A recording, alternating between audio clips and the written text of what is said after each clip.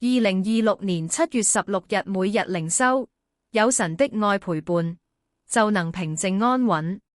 613在神手中，每日靈修小品。經文：愛裏沒有懼怕，愛既完全，就把懼怕除去。因為懼怕裏含着刑罰，懼怕的人在愛裏未得完全。我們愛，因為神先愛我們。約翰一書4章18至19節。小故事：一對年輕夫婦乘船渡江，不料中途起了暴風，船隻搖晃不定，嚇得妻子面如土色，渾身發抖。丈夫卻十分安定，悠閒的躺着。他的妻子心急的問他：這麼危險的風浪，你怎能不怕呢？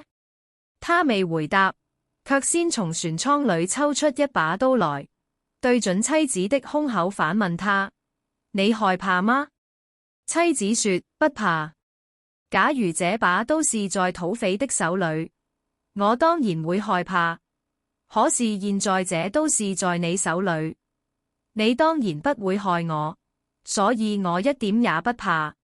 丈夫說：對，正因為我深知這風浪是在愛我的天父手裏，若非他許可，我就連一根頭髮也不會失去，所以我不害怕。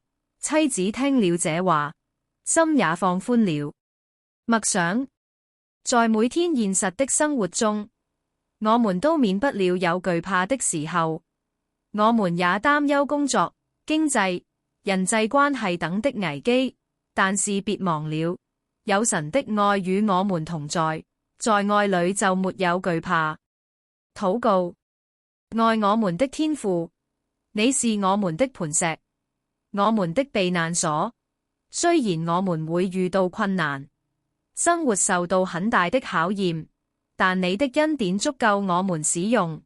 雖然有時我們還是會有懼怕和擔憂，但我們知道一切都在你的旨意中，在你的愛裏，我們可以安心和信服，因為無論在任何的境況，都有你的美意。我們交託禱告是奉主耶穌基督的名，阿門。